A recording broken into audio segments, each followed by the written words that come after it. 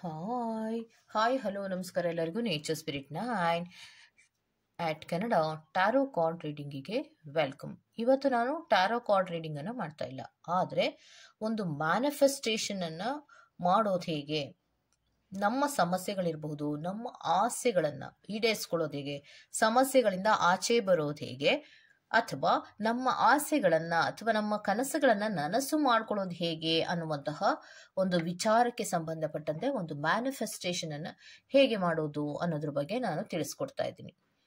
So manifestation ಅನ್ನೋದು ಎಷ್ಟು ಮುಖ್ಯ ಮತ್ತೆ ಎಷ್ಟು ವರ್ಕ್ ಆಗತ್ತೆ ಅನ್ನೋದಾದ್ರೆ, ಯಾಕೆ ನಾನು ಇದನ್ನ ಹೇಳ್ತಾ ಇದ್ದೀನಿ ಅಂದ್ರೆ, ಮ್ಯಾನಿಫೆಸ್ಟೇಷನ್ ಅನ್ನ ಮಾಡುವಾಗ ಇದು ನಿಮ್ಮ ನಂಬಿಕೆಗೆ ಸಂಬಂಧಪಟ್ಟದ್ದು. ಬ್ರಹ್ಮಾಂಡಕ್ಕೆ ಎಲ್ಲವನ್ನ ಕೊಡುವಂತಹ ಶಕ್ತಿ ಇದೆ, ಆದ್ರೆ ಅದನ್ನ ಪಡೆದುಕೊಳ್ಳೋದಿಕ್ಕೆ ನೀವು ರೆಡಿ ಆಗಿರ್ಬೇಕು ಅನ್ನೋದೇ ಮ್ಯಾನಿಫೆಸ್ಟೇಷನ್. ಓಕೆ, ಸೊ ಮ್ಯಾನಿಫೆಸ್ಟೇಷನ್ ಅನ್ನ ಮಾಡೋದ್ರಿಂದ ನಮ್ಮ ಕನಸುಗಳು ನನಸಾಗತ್ತಾ ಅನ್ನೋದಾದ್ರೆ, ಖಂಡಿತವಾಗಿಯೂ ನಿಮ್ಮ ಕನಸುಗಳು ನನಸಾಗತ್ತೆ. ಆದ್ರೆ ಅದನ್ನ ಹೇಗೆ ಮಾಡಬೇಕು ಅನ್ನುವಂತಹ ಅರಿವು ನಿಮ್ಮಲ್ಲಿ ಇರಬೇಕು. ಫಸ್ಟ್ ಮ್ಯಾನಿಫೆಸ್ಟೇಷನ್ ಅನ್ನ ಮಾಡಬೇಕು ಅನ್ನುವಂತಹ ಮನಸ್ಥಿತಿಗೆ ನೀವು ಬಂದಾಗ ನೀವೇನ್ ಮಾಡಬೇಕು, ಅಥವಾ ಡಿಸೈಡ್ ಅನ್ನ ಮಾಡಿದಾಗ, ನಾನು ಯಾವ ವಿಚಾರಕ್ಕೆ ಮ್ಯಾನಿಫೆಸ್ಟೇಷನ್ ಅನ್ನ ಮಾಡಬೇಕು ಅನ್ನುವಂತಹದ್ದು ನೀವು ಮನಸ್ಸಿನಲ್ಲಿ ಅರ್ಥ ಮಾಡ್ಕೋಬೇಕು. ಯಾಕೆ ಅಂದ್ರೆ, ಒಬ್ಬ ವ್ಯಕ್ತಿಗೆ 1000 ಕಷ್ಟಗಳಿರತ್ತೆ. ಆ ಎಲ್ಲಾ ಕಷ್ಟಗಳನ್ನ ನೀವು ಒಂದೇ ಬಾರಿ ಈಡೇರಿಸ್ಕೊಳ್ಳೋದಿಕ್ಕೆ ಸಾಧ್ಯ ಇಲ್ಲ, ಅಥವಾ ನಿಮ್ಮ ಹಲವಾರು 1000 ಕನಸುಗಳನ್ನ ಒಂದೇ ಬಾರಿ ನೀವು ಈಡೇರಿಸ್ಕೊಳ್ಳೋದಿಕ್ಕೆ ಸಾಧ್ಯ ಇಲ್ಲ. ಮ್ಯಾನಿಫೆಸ್ಟೇಷನ್ ಟೆಕ್ನಿಕ್ ಅನ್ನೋದು ಒಂದನ್ನ ಮನಸ್ಸಿನಲ್ಲಿ ಯಾವುದಾದರೂ ಒಂದು ವಿಚಾರವನ್ನ ಇಟ್ಕೊಂಡು ಮ್ಯಾನಿಫೆಸ್ಟೇಷನ್ ಅನ್ನ ಮಾಡ್ತಾ ಹೋಗ್ಬೇಕು. ಸೊ ಆಗ ಅದು ವರ್ಕ್ ಆಗತ್ತೆ. ಮತ್ತೆ ಮ್ಯಾನಿಫೆಸ್ಟೇಷನ್ ಅನ್ನ ಮಾಡುವಾಗ ನಿಮ್ಮ ಮನಸ್ಥಿತಿ ಕೇಂದ್ರೀಕೃತವಾಗಿರ್ಬೇಕು. ಅಂದ್ರೆ ಎಲ್ಲಿಯೂ ಕೂಡ ನಿಮ್ಮ ಮನಸ್ಸು ಚಂಚಲವಾಗಬಾರ್ದು. ನಿಮ್ಮ ಮನಸ್ಸಾಗ್ಲಿ, ಮೈಂಡ್ ಆಗ್ಲಿ, ಮತ್ತೆ ನಿಮ್ಮ ದೇಹವೇ ಆಗ್ಲಿ ಚಂಚಲ ರೀತಿಯಲ್ಲಿ ಇರಬಾರ್ದು.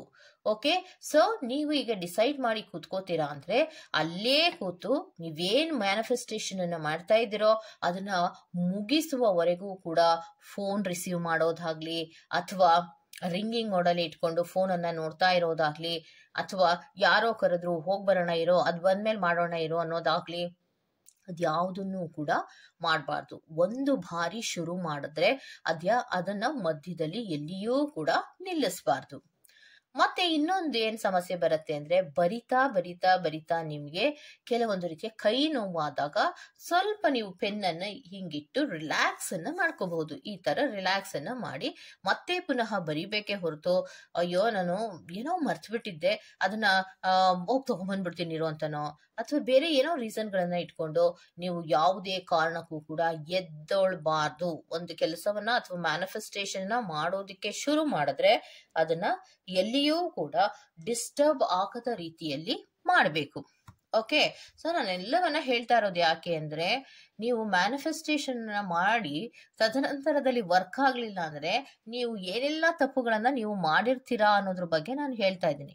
ಮ್ಯಾನಿಫೆಸ್ಟೇಷನ್ ಅನ್ನೋದು ಖಂಡಿತವಾಗಿಯೂ ವರ್ಕ್ ಆಗೇ ಆಗತ್ತೆ. ಸೊ ಇದು ನಿಮ್ಮ ನಂಬಿಕೆಗೆ ಸಂಬಂಧಪಟ್ಟಿರುವಂತಹದ್ದು. ನಿಮ್ಮ ನಂಬಿಕೆ 100/100 ಬ್ರಹ್ಮಾಂಡದ ಮೇಲೆ, ಸ್ಪಿರಿಟಿನ ಮೇಲೆ ನೀವು ನಂಬಿಕೆಯನ್ನ ಇಟ್ಕೊಂಡಿದ್ರೆ ಖಂಡಿತವಾಗಿಯೂ ನೀವು ಯಾವುದೇ ಸಮಸ್ಯೆಯಿಂದ ಆಚೆ ಬರಬಹುದು, ಅಥವಾ ಯಾವುದೇ ನಿಮ್ಮ ಆಸೆಗಳನ್ನ ಈಡೇರಿಸ್ಕೋಬಹುದಾಗಿರತ್ತೆ. ಸೊ ಆ ಕಾರಣಗಳಿಗೋಸ್ಕರವಾಗಿ ನೀವು ನಿಮ್ಮ ಮನಸ್ಸನ್ನ ಕೇಂದ್ರೀಕೃತವಾಗಿ ಇಟ್ಕೊಂಡು ಈ ಒಂದು ಕೆಲಸವನ್ನ ನೀವು ಮಾಡ್ಬೇಕಾಗತ್ತೆ. ಓಕೆನಾ, ಎಲ್ಲವೂ ಅರ್ಥ ಆಯ್ತಾ?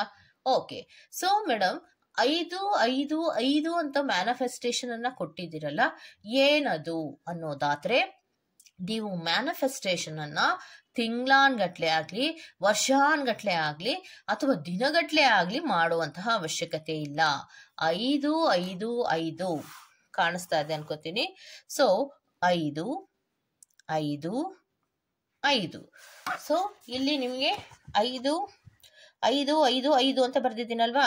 ಸೊ ಇದರ ಅರ್ಥ ಏನು ಅಂದ್ರೆ, 5 ದಿನಗಳ ಕಾಲದವರೆಗೆ, ಅಂದ್ರೆ 5 days ನೀವು ಇದನ್ನ ಮ್ಯಾನಿಫೆಸ್ಟೇಷನ್ ಅನ್ನ ಮಾಡ್ಬೇಕು.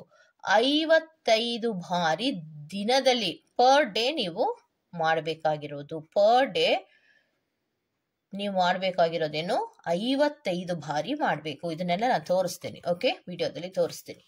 ಅಂದ್ರೆ ಈ ಟೆಕ್ನಿಕ್ ಅನ್ನ ಏನ್ ಹೇಳ್ತಾರೆ, 55 × 5 ಅಂತನೂ ಕೂಡ ಕರೀತಾರೆ. ನೋಡಿ,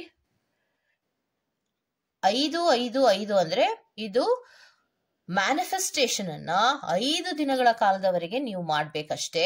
55 ದಿನ 5 ದಿನಗಳ ಕಾಲದವರೆಗೆ ನೀವು ಮಾಡ್ಬೇಕಷ್ಟೇ. ಅಂದ್ರೆ 5 5 5 ಮ್ಯಾನಿಫೆಸ್ಟೇಷನ್ ಅಂದ್ರೆ ಬಹಳ ದೊಡ್ಡದೇನು ಇಲ್ಲ. 55 ಬಾರಿ ಬರಿಬೇಕು, 5 ದಿನ ಮಾತ್ರವೇ ಬರಿಬೇಕು. ಸೊ ಮ್ಯಾನಿಫೆಸ್ಟೇಷನ್ ಅಂದ್ರೆ ಮೇಡಮ್ ಏನದು 5 5 5 ಅಂತ ಬರ್ದಿದ್ದೀರಲ್ಲ ಏನು ಅನ್ನೋದಾದ್ರೆ, 5 5 5 ಅನ್ನೋದು ಬಹಳ ದೊಡ್ಡದೇನು ಇಲ್ಲ. 5 ದಿನಗಳ ಕಾಲದವರೆಗೆ ಈ ಮ್ಯಾನಿಫೆಸ್ಟೇಷನ್ ಅನ್ನ ಮಾಡ್ಬೇಕಾಗತ್ತೆ, 5 ದಿನ ಮಾತ್ರ. ಮತ್ತೆ 55 ಬಾರಿ ದಿನಕ್ಕೆ ಒಂದು ದಿನಕ್ಕೆ 55 ಬಾರಿ ನೀವು ಬರಿಬೇಕಾಗತ್ತೆ. ಓಕೆ, ಸೊ ಏನಂತ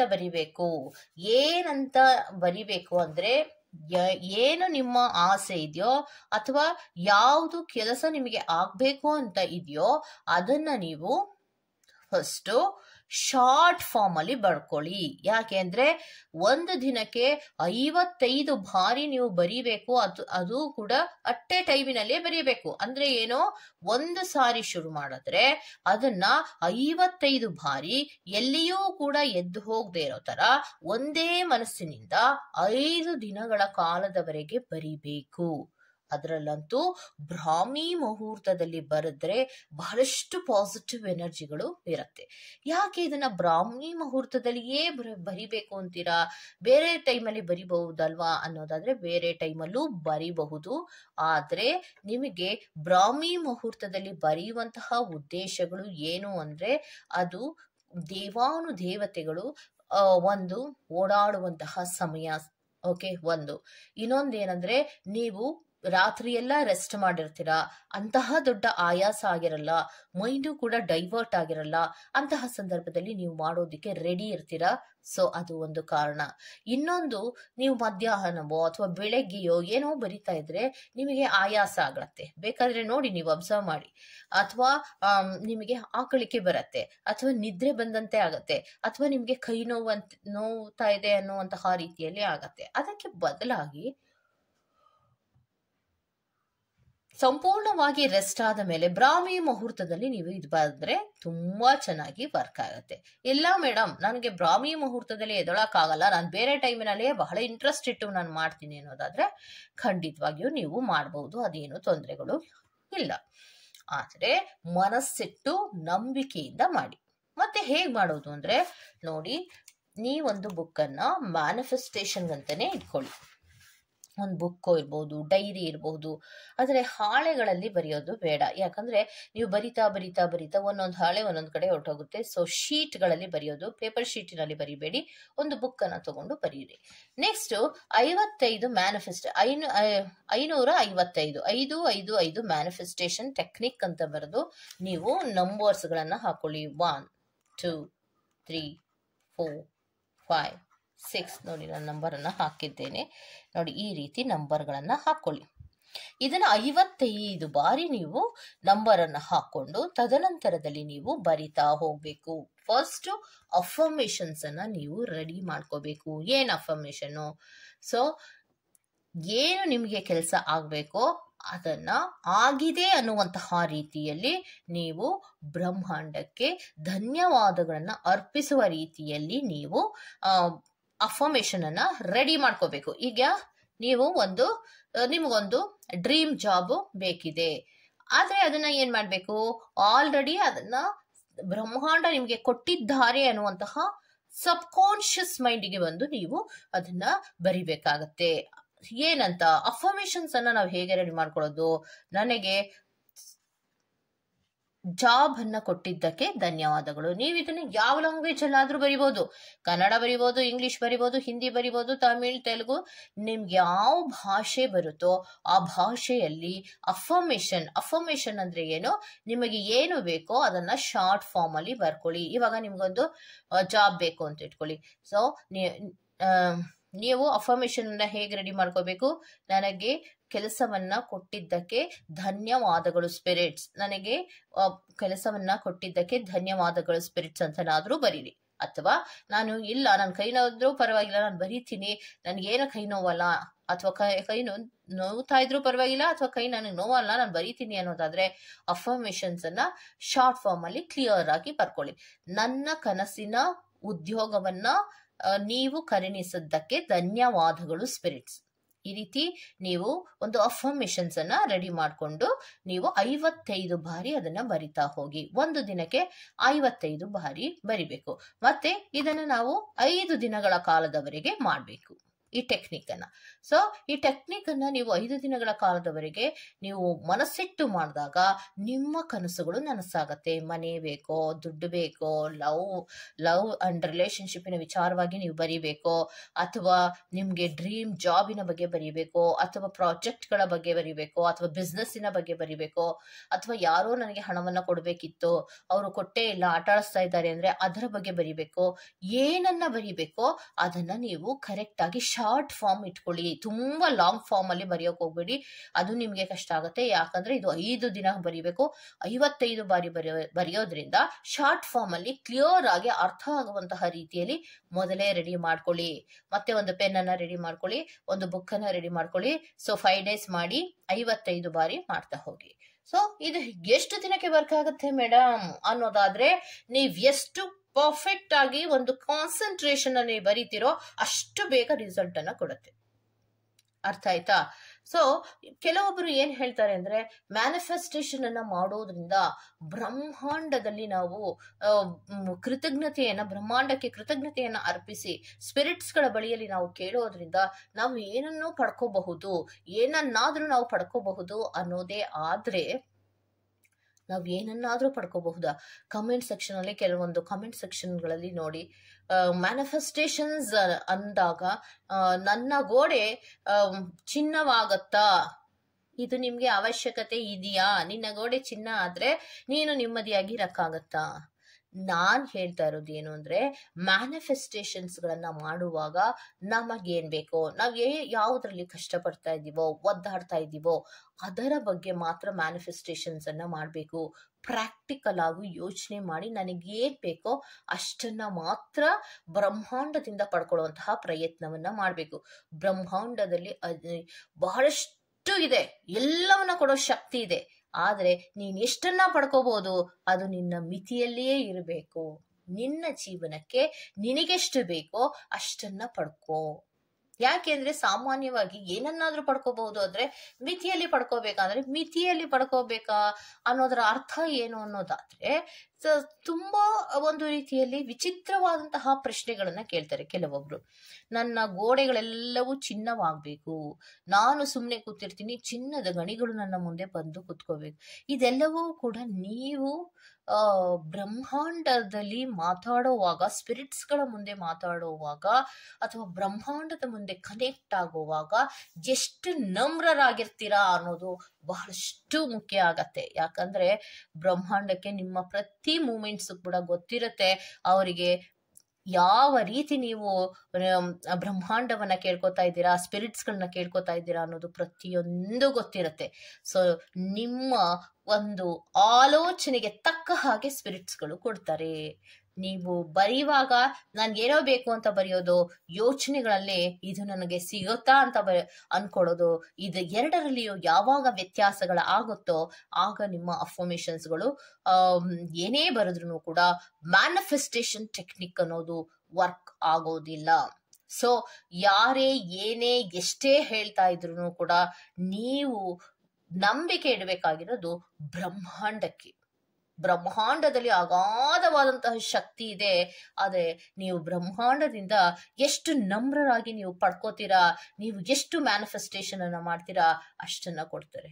ಅಂದ್ರೆ ದೇವರು ಏನನ್ನಾದ್ರೂ ಕೊಡಬೇಕಂದ್ರೆ ನಿನ್ನ ಶ್ರದ್ಧಾ ಭಕ್ತಿಗಳು ಮತ್ತೆ ನಿನಗೆ ಆ ವಸ್ತುವಿನ ಅವಶ್ಯಕತೆ ಎಷ್ಟಿದೆ, ಅದಕ್ಕೋಸ್ಕರ ನೀನು ಎಷ್ಟು ಕಷ್ಟಪಡ್ತಾ ಇದೀಯಾ ಅನ್ನೋದಷ್ಟನ್ನೇ ನೋಡೋದು.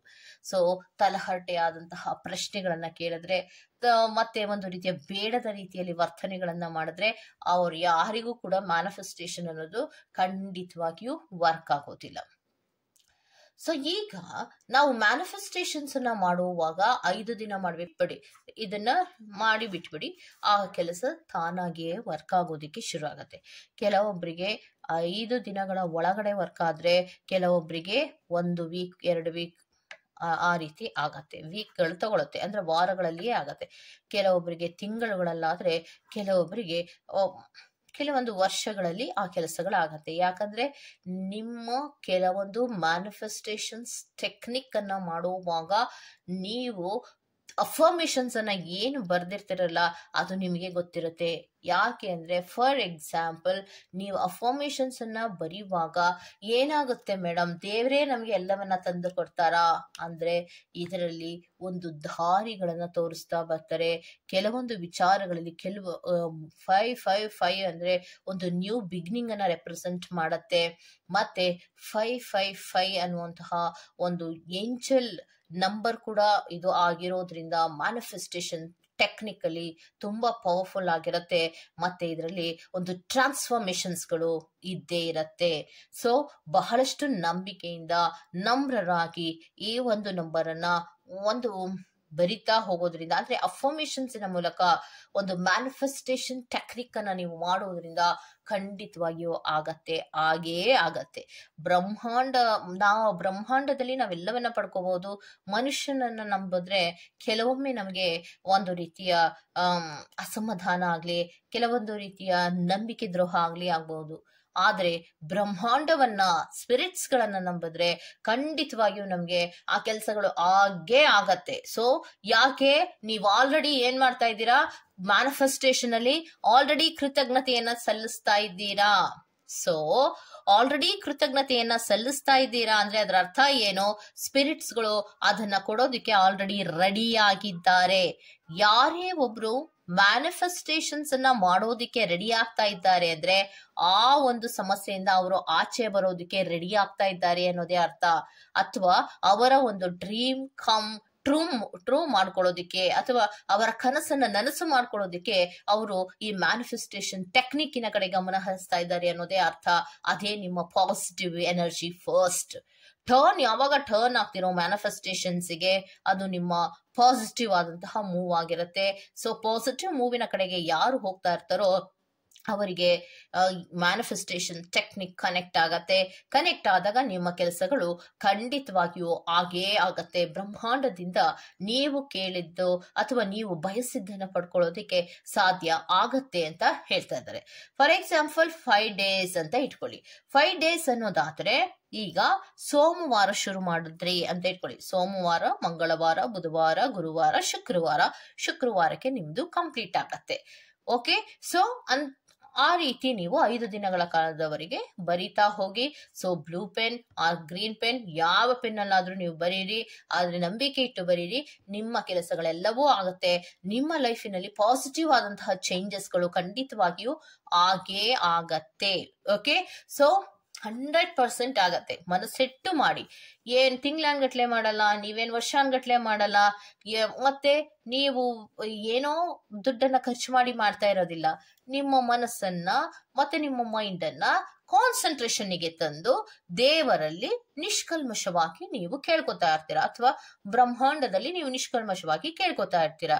ಆ ನಿಷ್ಕಲ್ಮಶತೆಗೆ ಮತ್ತೆ ನಿಮ್ಮಲ್ಲಿರುವಂತಹ ಭಕ್ತಿಗೆ, ನಿಮ್ಮಲ್ಲಿ ಇರುವಂತಹ ಶ್ರದ್ಧೆಗೆ ಸ್ಪಿರಿಟ್ಸ್ಗಳು ತಥಾಸ್ತು ಅಂತ ಅಂದೇ ಅಂತಾರೆ. ಅದಕ್ಕೆ ನೋ ಡೌಟ್ ಅಟ್ ಆಲ್, ಯಾವುದೇ ರೀತಿಯ ಡೌಟ್ ಅನ್ನೋದು ಬೇಕಾಗೇ ಇಲ್ಲ. ಓಕೆ, ಸೊ ನಂಬಿಕೆ ಇಟ್ಟು ಈ ಮ್ಯಾನಿಫೆಸ್ಟೇಷನ್ಸ್ ಅನ್ನ ನೀವು ಮಾಡಿ ನಿಮ್ಮ ಜೀವನದಲ್ಲಿ ಪಾಸಿಟಿವ್ ಆದಂತಹ ಮೂಮೆಂಟ್ಸ್ ಗಳನ್ನ ತಗೊಳ್ಳಿ ಅಂತ ಹೇಳ್ತಾ ನಾನು ಈ ವಿಡಿಯೋನ ಮುಗಿಸ್ತಾ ಇದ್ದೀನಿ. ಈ ವಿಡಿಯೋ ನಿಮ್ಗೆ ಇಷ್ಟ ಆಗಿದೆ ದಯವಿಟ್ಟು ಸಬ್ಸ್ಕ್ರೈಬ್ ಮಾಡಿ, ಪಕ್ಕದಲ್ಲೇ ಇರುವಂತಹ ಬೆಲ್ ಐಕಾನ್ ಅನ್ನ ಪ್ರೆಸ್ ಮಾಡಿ. ನಾನು ನಿಮ್ಮನ್ನ ಮತ್ತೊಂದು ರೀಡಿಂಗ್ ಗಳಲ್ಲಿ ಸಿಗ್ತೀನಿ ಅಂತ ಹೇಳ್ತಾ ಅಲ್ಲಿವರೆಗೂ ಟೇಕ್ ಕೇರ್, ಬಾಯ್.